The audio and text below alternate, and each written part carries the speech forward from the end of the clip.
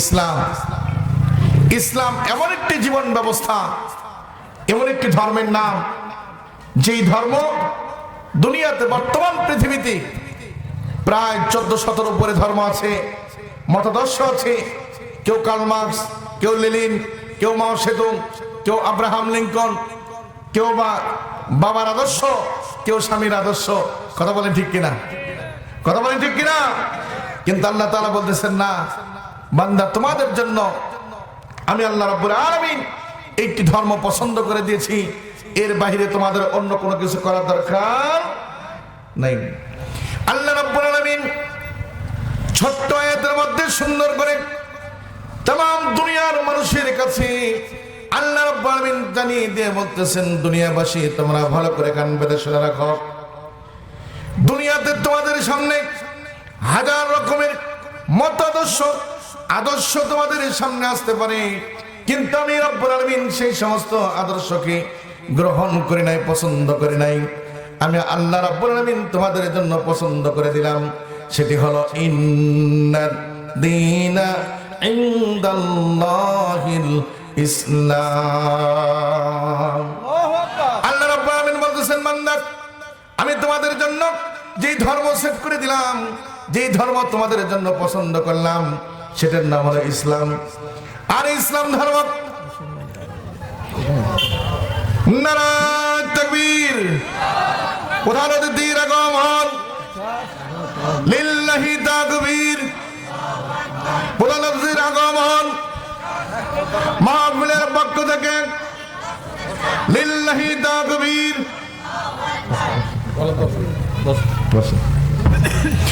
আমার মুসলমান বাপরা, আমার আল্লাহ রাব্বুল আলামিন तमाम দুনিয়ার মানুষের জন্য যেই ধর্ম সেট করলেন, যেই ধর্ম পছন্দ করলেন, সেই ধর্মের নাম হলো ইসলাম। আর এই ইসলাম ধর্মের অনুসারী যারা হবে তারা হলো মুসলমান। কথা বলে ঠিক কিনা? এই মুসলমানদের জিন্দেগি, ব্যক্তি জীবন, পারিবারিক জীবন, সংসার জীবন, তাদের এখান থেকে শুরু করে অর্থনৈতিক জীবন, রাজনৈতিক জীবন, পররাষ্ট্র জীবন কেমন হবে, এটা পরিচালনা করার জন্য আল্লাহ তাআলা একটা কিতাব দান করেছেন। তার নাম কি? কথা বলেন, তার নাম কি? কুরআনুল কারীম আল্লাহ তাআলা দান করলেন। এই কোরআন দিয়ে আমরা যদি আমাদের বাস্তব জীবনে বাস্তবায়ন ঘটাতে পারি, কোরআন যদি অ্যাপ্লিকেশন ঘটাইতে পারি, বাস্তবায়ন যদি নিয়ে আসতে পারি, তাহলে আল্লাহ রাব্বুল আলামিন বলতেছেন, বান্দা তোমাদের কোনো ভয় নাই, টেনশন নাই, চিন্তাও করার দরকার নাই। আমি তোমাদেরকে সুন্দর একটা সুখী সমৃদ্ধশালী জীবন দান করে। বলেন সুবহানাল্লাহ। আমার মুসলমান বাপরা, আমার আল্লাহ রাব্বুল আলামিন এই কোরআন দান করলেন। এই কোরআন যদি আমরা আমাদের ব্যক্তি জীবন, পারিবারিক জীবন, রাষ্ট্রীয় জীবন, প্রত্যেকটি জায়গার মধ্যে যদি কোরআন সেট করতে পারি, কোরআন যদি দিয়ে আমরা দেশ পরিচালনা করতে পারি, তাহলে কেমন হবে সমাজ? একটু খেয়াল করে দেখি। আল্লাহ রাব্বুল আলামিন বলতেছেন, বান্দারে তোমরা যদি কোরআনের কাছে আসো, কোরআন যদি তোমরা জীবনে ধারণ করতে পারো, তাহলে তোমাদের জন্য আমি একটা সুন্দর ব্যবস্থাপনা রেখে দিলাম। আল্লাহ তাআলা বলতেছেন, লিতুখরিজান নাসা মিনাজ যুলুমাতি ইলান নূর।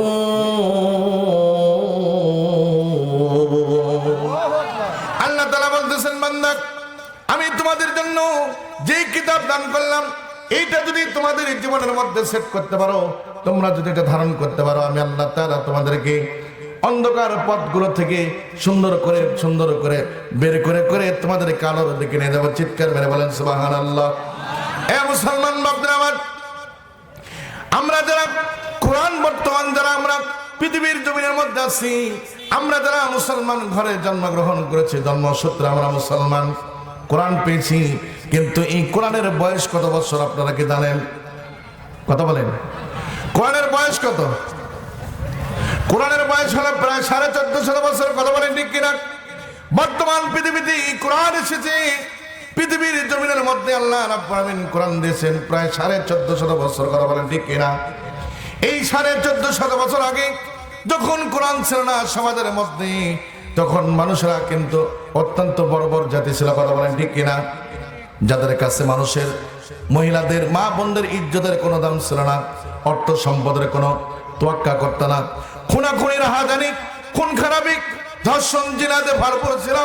কিন্তু সেই সময়ের মানুষেরা যখন কোরআনের দাওয়াত পেল, তাদের কাছে যখন বলা হলো কুলু লা ইলাহা ইল্লাল্লাহু মুহাম্মাদুর রাসূলুল্লাহ সাল্লাল্লাহু আলাইহি ওয়াসাল্লাম, যখন তাদের বলা হলো তোমরা পড়ো লা ইলাহা ইল্লাল্লাহ, এই কথা যখন তাদের কাছে বলা হলো, তারা এই কালেমা গ্রহণ করতে পেরেছে, কালেমাকে তারা সাদর সম্ভাষণ জানিয়েছে, জীবনের মধ্যে সেট করতে পেরেছে, তাদের জীবন আল্লাহ রাব্বুল আলামিন এত সুন্দর করে সাজিয়েছেন, তাদেরকে জান্নাতের সার্টিফিকেট দিয়ে দুনিয়া থেকে সুন্দর করে বিদায় করে দিয়েছেন। কথা বলেন ঠিক কিনা? কিন্তু মুসলমান বাপরা আমার, এই কোরআনের এই কালেমার যারা বিরোধিতা করেছিল, আল্লাহর নবী সাল্লাল্লাহু আলাইহি সাল্লাম যখন এই কালেমার দাওয়াত মক্কার জমিনের মধ্যে তার কওমের কাছে যখন দিতে গেলেন, তার কওমের কাছে গিয়ে যখন বললেন বলো তোমরা লা ইলাহা ইল্লাল্লাহু মুহাম্মাদুর রাসূলুল্লাহ, এই কথা শোনার সঙ্গে সঙ্গে আবু জেহেল, আবু লাহাব এরা কিন্তু কালেমা সহজে গ্রহণ করে নাই। কথা বলেন ঠিক কিনা? গ্রহণ তো করে নাই, বরং এর বিরোধিতা করেছিল। এ মুসলমান মাদ্রামার, এর কারণ হলো তারা মনে হয় কালেমা বোঝে নাই। তারা কালেমা বোঝে নাই, তারা কালেমা বুঝেছিল, তারা এর মানে বুঝেছিল লা ইলাহা মানে কোনো ইলাহ নাই, কোনো বিধানদাতা নাই, আইনদাতা নাই, রিজিকদাতা নাই, কোনো কেউ নাই, কারো ক্ষমতা নাই, একমাত্র ক্ষমতার মালিক কে? কথা বলেন কি? কিন্তু বর্তমান বাংলাদেশের সংবিধান বলে আমাদের বাংলাদেশের ক্ষমতার উৎস হলো সাধারণ জনগণ। বলেন নাউযুবিল্লাহ। এটা হলো কুফরি মতবাদ। এটাকে যারা বিশ্বাস করবে আর এটাকে ধারণ করবে, এরা সারা জীবন কুফরির মধ্যে নিমজ্জিত থাকবে। এটাতে কখনো দেশের শান্তি আসতে পারে না, কখনোই নয়। এখান থেকে বেরিয়ে আসতে হবে আমাদেরকে। এই জন্য মুসলমান বাপদের আমার, আবু জেহেল, আবু লাহাব এই কালেমার অর্থ যখন তারা বুঝতে পারল, কোনো ইলাহ নাই, কোনো বিধানদাতা নাই, আইনদাতা নাই, আল্লাহর নবী যখন কালেমার দাওয়াত দিলেন, আবু জেহেল তখন তার চাচা আবু তালিবকে ডাকতে বলতেছিল, আবু তালিব তোমার ভাতিজা মনে হয় পাগল হয়ে গেছে, কি বলে তাকে থামাও। এতদিন ভালোই ছিল, এতদিন ভালোই দেখেছি, তার চরিত্র অত্যন্ত উন্নত, আমরা তার মতো এত সুন্দর মানুষ দেখি নাই, কিন্তু তার মনে হয় মস্তিষ্ক ভ্রম হয়েছে। বলেন নাউযুবিল্লাহ। মনে হয় পাগল হয়ে গেছে। আবু বকর, আবু তালিব তুমি তোমার ভাতিজা মুহাম্মদকে থামাও, আব্দুল্লাহর ছেলে মুহাম্মদকে থামাও, সে এক আল্লাহর দাওয়াত দেয়। আবু জেহেল চিন্তা করেছিল, এক আল্লাহর যদি দাওয়াত দেয় তাহলে আমার চেয়ারের অবস্থা কি হবে, আমার ক্ষমতা কোথায় যাবে।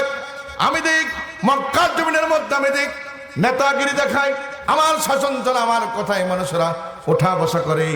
আর যদি এক আল্লাহর দাওয়াত দেয়, এক আল্লাহর তাওহীদের ইরশাদ, তাওহীদের যদি বাণী প্রতিষ্ঠিত হয়, তাহলে আমার ক্ষমতাও থাকবে না, আমার নেতৃত্বও থাকবে না, আমার তখন চামচাগিরি করে খাইতে হবে। এর জন্য তারা কালেমার বিরোধিতা করেছিল, কিন্তু কপাল পোড়া মুসলমান তাদের ভালো হয় নাই। কথা বলেন ঠিক কিনা? তারা ওই সময় যারা কোরআনের এবং কালেমার বিরোধিতা করেছিল, তাদের পরিস্থিতি ভালো হয় নাই। ঠিক একই কায়দায় বাংলাদেশের জমিনে এক শ্রেণীর নাস্তিক মোরতাদ বেঈমান না বলেছিল আমরা এত সাল থাকবো, ভুলেই গিয়েছিল চেয়ার তোমার বাবার নয়। কথা বলেন ঠিক কিনা? ক্ষমতা কারো কুক্ষিগত নয়, ক্ষমতাকে যারা গ্রহণ করেছে কুক্ষিগত করে রাখতে চেয়েছিল, তাদের পরিণতি বাংলাদেশে নয়, পৃথিবীর ইতিহাসে তাদের পরিণতি কখনো কোনদিন ভালো হয়, ভালো হয়েছে কখনো কোনদিন ভালো হয় নাই। এ মুসলমান, এই কোরআনের কথা পৃথিবীতে যারা যতবার এই কোরআনের দাওয়াত দিয়েছে, হক পথে ডাক দিয়েছে, কোরআনের কথা বলেছে, কালেমার কথা বলেছে, এদের বিরুদ্ধে সর্বপ্রথম যেই শক্তি এর বিরোধিতা করেছিল তার নাম হলো রাষ্ট্রশক্তি। কথা বলেন, তার নাম কি? রাষ্ট্রশক্তি। কারণ এদের হাতে র্যাব আছে, বিজিবি আছে, সেনাবাহিনী আছে, আরো কত সীতা কোবরা নানান কিছু দিয়ে তোমরা বাংলাদেশের জমিনে অনেক অত্যাচার জুলুম চালিয়েছ। আর আমাদেরকে হক কথা বললে, কালেমার কথা বললে, কোরআনের কথা বললে তোমরা তাদেরকে ধরে ধরে জেলখানায় বন্দী করেছো, এমন কি তোমরা সেই মানুষগুলো যাদের চরিত্র ছিল ফুলের মতো পবিত্র, তাদেরকে তোমরা নারী কেলেঙ্কারি দিয়ে দর্শক বানায়া জেলখানার মধ্যে ভরে দিয়েছো। কিন্তু আল্লাহ তাআলা তোমাদেরকে এত জিল্লতি দিয়ে অপমান অপদস্থ করে তোমাদেরকে দেশ ছাড়া করেছে। কথা বলে মুসলমান ঠিক কিনা? কথা বলে মুসলমান ঠিক কিনা? এখান থেকে শিক্ষা নেওয়া দরকার। বাংলাদেশের জমিনে আগামীর দিন, আগামীর বাংলাদেশ হবে কোরআনের বাংলাদেশ, আগামীর বাংলাদেশ হবে আলেম ওলামার বাংলাদেশ। কথা বলে মুসলমান ঠিক কিনা? সব মার্কা দেখা শেষ, আল কোরআনের বাংলাদেশ। কথা বলে ঠিক কিনা? সব মার্কা দেখছি আমরা। কে কি করেছো? বয়স তো কম হলো না, বয়স তো কম হয় নাই, এখনো পর্যন্ত সরকারি ভোট দিতে পারিনি। আল্লাহু আকবার। তোমরা মনে করছো যা করবে, যা বলবে তাই হবে। অনেকেই চিন্তা করেছিল, অনেকেই যাদের ইমান দুর্বল, তারা অনেকে মনে করেছিল এরা 45 সাল বলতেছে, মনে হয় এদেরকে আসলেই সরানো সম্ভব নয়। কিন্তু সমস্ত খেলোয়াড়কে এরা খালি বলতো খেলা হবে, কোমরে বললে খেলা হবে, কিন্তু আল্লাহ তাআলা বলছে খালি খেলা হবে, কিন্তু এমন মার দেবো, এমন খেলা খেলবো, তোমাদেরকে ব্যাক শট করে, প্লান্টি শট করে, বঙ্গোপসাগর পার করে মামা বাড়ি দিল্লি পাঠিয়ে দেবো। কথা বলে মুসলমান ঠিক কিনা? তাদেরকে দিল্লি পাঠানো হয়েছে। সম্মানিত হাজরিন, এই পৃথিবীর কেউ চিরস্থায়ী নয়, কেউ চিরস্থায়ী নয়। তোমরা যতই জুলুম করো, অত্যাচার করো, আলেম ওলামা ধৈর্য ধরেছে, ধৈর্য ধরবে, কিন্তু আর নয়। আমরা আর মার খাওয়ার সুযোগ নাই। তবে মার দেবো না, মার দেবো, পাল্টা মার দেবো না, বুঝাবো, গায়ের মধ্যে হাত বুলিয়ে ভালোবাসা জানাবো, কিন্তু তেরা বেকা করলে চোখ উপড়ে ফেলবো। কথা বলে মুসলমান ঠিক কিনা? তোমরা ইন্ডিয়াতে বসে বাংলাদেশের স্বাধীন সার্বভৌম রাষ্ট্রকে নিয়ে তোমরা নানান কুচক্কর চালাচ্ছ। ভারতের সৌজমিনের মধ্যে বসে তোমরা বাংলাদেশের বিরুদ্ধে, সার্বভৌম একটি রাষ্ট্রের বিরুদ্ধে তোমরা নানান কুচক্কর চালাচ্ছ। বাংলাদেশকে তোমরা নাকি কেউ বলছে রংপুর দখল করব, কেউ বলছে চট্টগ্রাম দখল করব। 1 ইঞ্চি মাটি বাংলাদেশের তৌহিদি জনতা তাদের জীবনের, তাদের শরীরের মধ্যে 1 বিন্দু পরিমাণ রক্ত থাকা সত্ত্বেও বাংলাদেশের 1 ইঞ্চি মাটি কখনো কোন নাস্তিক মুরতাদ বেঈমানরা দখল করতে পারবে না। চিৎকার মেরে বলেন ঠিক কিনা? বাংলাদেশের দিকে তোমরা যারা বাঁকা চোখে তাকাবা, আমি এখান থেকে উদাত্ত আহ্বান জানাই, এই বাংলাদেশের তৌহিদি জনতা ভালো করে কান পেতে শুনে রাখো।